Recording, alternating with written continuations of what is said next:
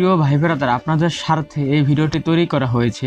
মালয়েশিয়ার সাবা সারাক সম্পর্কে একটি বিস্ফোরকমূলক বার্তা পাওয়া গেছে, যে বার্তাটি আপনার মালয়েশিয়া হাই কমিশন থেকেও জানানো হয়েছে এবং RTV চ্যানেলেও জানানো হয়েছে।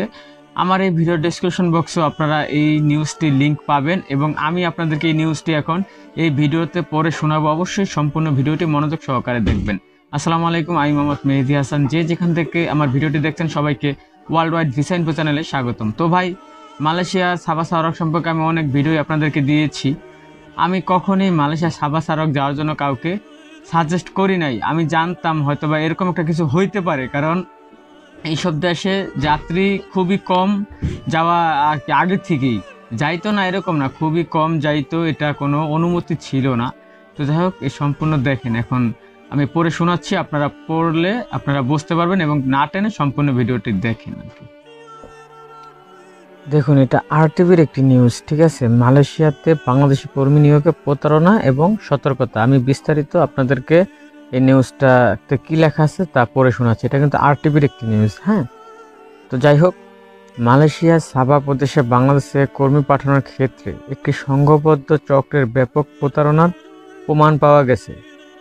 এ কারণে দেশটিতে যেতে ইচ্ছুক বাংলাদেশিদের এসব অসাধু চক্রের ফাঁদে পা না দেওয়ার জন্য আহ্বান জানিয়েছে মালয়েশিয়াস্থ Bangladesh high commission.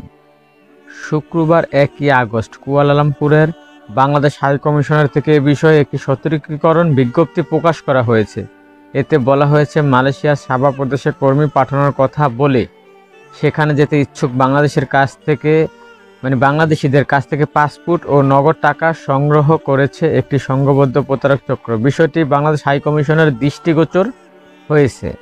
High commission জানিয়েছে, বাংলাদেশ থেকে মালয়েশিয়ার সাবা প্রদেশে কর্মী নেওয়ার জন্য বর্তমানে মালয়েশিয়া সরকারের সঙ্গে বাংলাদেশ সরকারের কোনো চুক্তি বা সমঝোতা নেই। এছাড়া সাবা প্রদেশে কর্তৃপক্ষের কাছ থেকেও বাংলাদেশি কর্মী নিয়োগের কোনো সিদ্ধান্ত পাওয়া যায়নি। এই বিষয়ে সংশ্লিষ্ট কর্তৃপক্ষের সঙ্গে আলোচনা চলমান রয়েছে।